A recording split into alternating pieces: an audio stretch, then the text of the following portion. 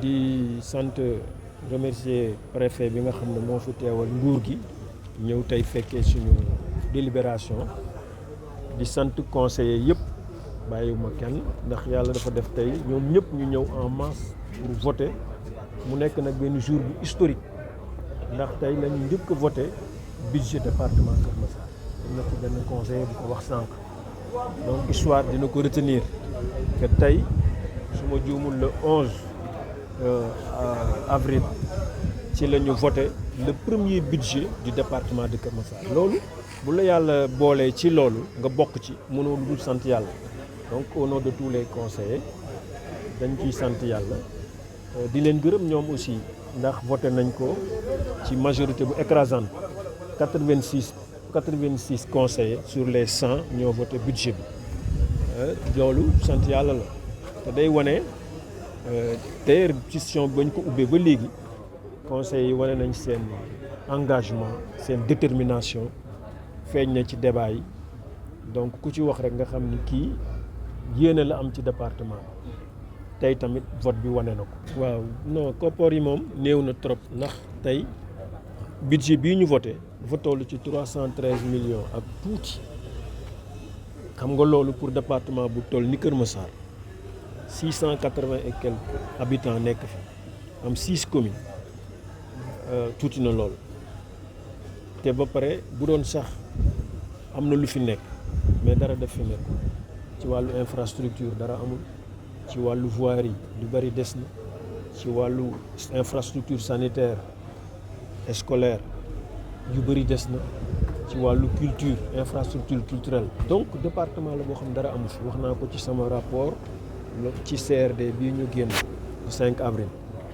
donc bu ñun nag dañu amoon programme boo xam ne dañu amoon yéene projet yu bëri ñu def ko fii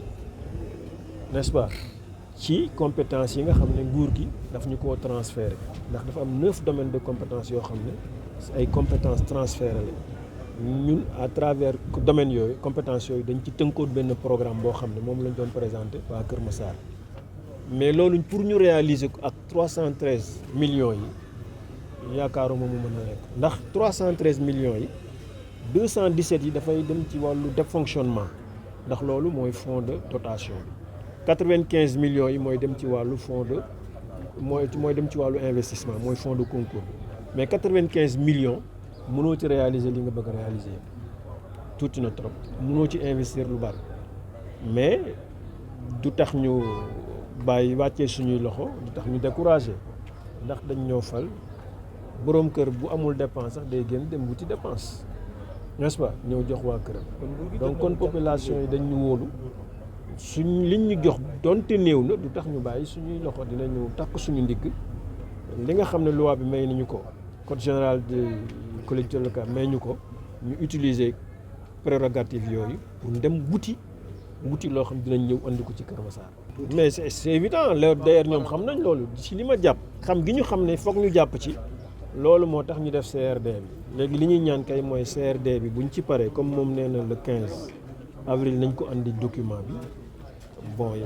presque gars ñi pare nañ buñ ko valider ba jox ko ñun léegi li ñuy xaar en tant que département mooy que ñu jublu ci réalisation yooyu pour que département bi mën a jëm kanam. nécessairement il faut ñu yokk ko te man jàpp naa ne xëy na ci yii di ñëw danañ ko yokk ndax tuuti na tuutiwaay boo xam ne conseil yi jël kàddu yëpp depuis session réunion yi ñu passé parce que session bi ñetti fan def nañ ko ci lañ ko commencé di métitlu di naqarlu conseil yi wax yëpp naqarlu nañu somme bi ni mu tuutee waaw loolu mooy problème bi te yaakaar naa ni le préfet ci boppam wax na ne moom dana transmettre loolu et je pense que autorités yi bu àggee ci ñoom